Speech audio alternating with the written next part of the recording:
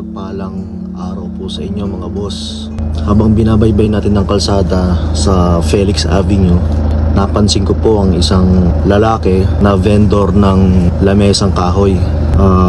Naawa lang ako kasi hindi niya alintana yung tirik ng araw habang naglalakad. At sa tingin ko medyo mabigat yung lamesang kahoy na daladala niya. At sa puntong pong yun, nilapitan ko siya at inalam ko nga po ang kanyang kwento. Napag-alaman ko po na 7 oras na po pala siyang naglalakad na hindi pa kumakain. At sabi ni Tatay Moneyboy, nakadepende nga ang pagkain niya kapag may benta na siya. Sa puntong yon na nilapitan ko, hindi pa talaga siya kumakain. Ang pangalan mo? Moneyboy. Moneyboy. Anong probinsya mo? Pangasinan, Kalasyaw. Matagal ka na dyan, nagtitinda? Halos 14 years na ako. 14 years. Gawa po ba saan to? Kapayan Avenue. Kapayan. Bumilib lang ako dahil kitang-kita ko na kahit mainit ang panahon is wala siyang pagod na naglalakad. Buhat-buhat ang kanyang paninda na lamesa na gawa sa kahoy. Hindi ako nagdalawang isip na lapitan siya at kausapin at alamin kung anong maitutulong sa kanya sa maliit na paraan. Paano makaraos no? Kahit ka lang. Ilan po bang anak niyo? Wala pa po sir. Wala pa?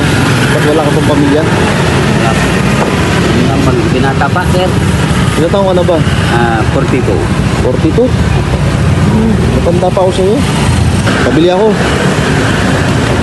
Magkano ba yan? Ano naman sir, 950.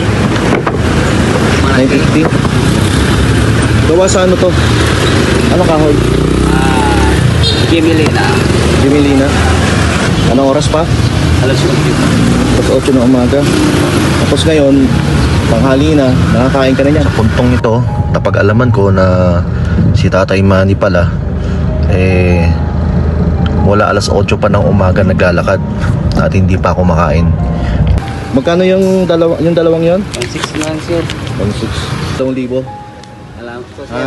Opo, maraming Yung matitira 400, alam ko tanghali na, kumain ka. Opo sir. Ha?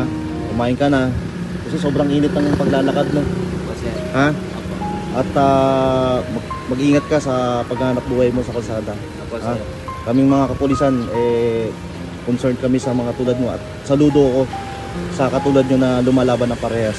Opo sir. Ha, Tay? Opo sir. Magkita tayo sa Taytay.